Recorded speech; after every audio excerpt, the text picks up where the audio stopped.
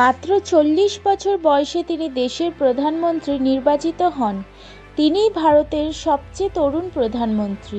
তার নামকরণ করা হয়েছিল দিদিমা কমলা নেহেরু নামে। কমলা আরেক অর্থ রাজীব। তো চলুন আজ জেনে নিই রাজীব গান্ধীর সম্বন্ধে। বিশিষ্ট রাজনৈতিক পরিবারে জন্ম রাজীব গান্ধীর। ছোট থেকেই বিভিন্ন রাজনৈতিক ব্যক্তিত্বের সংস্পর্শে এসেছেন তিনি।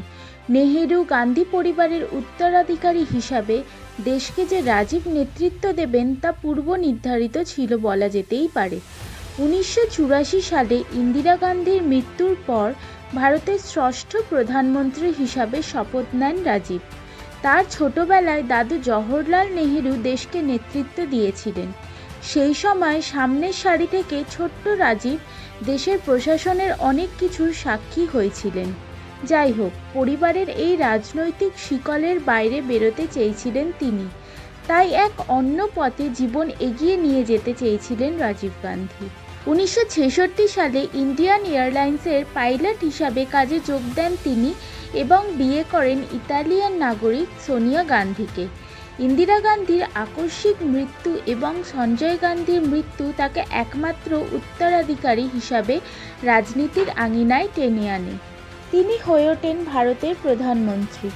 দেশের প্রধানমন্ত্রী হিসাবে তার মেয়াদকালে একের পর এক কেলেঙ্কারির অভিযোগ ওঠে।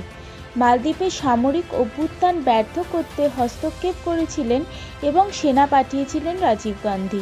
পাশাপাশি শ্রীলঙ্কায় এলটিটি দমনে সেনা পাঠিয়েছিলেন তিনি। এই সিদ্ধান্তগুলি রাজীব গান্ধীর বিরুদ্ধে যায়, যার মাসুল হিসাবে 1991 সালে প্রাণ হারাতে হয় তাকে। তবে আজকের এই ঐতিহাসিক ঘটনাটি এখানেই শেষ করছি। খুব তাড়াতাড়ি নিয়ে হাজির হতে চলেছি আরও একটি ঐতিহাসিক ঘটনা। জানার জন্য চ্যানেলটিকে সাবস্ক্রাইব করে নিন। দেখা হবে আবার পরের একটি ভিডিওতে।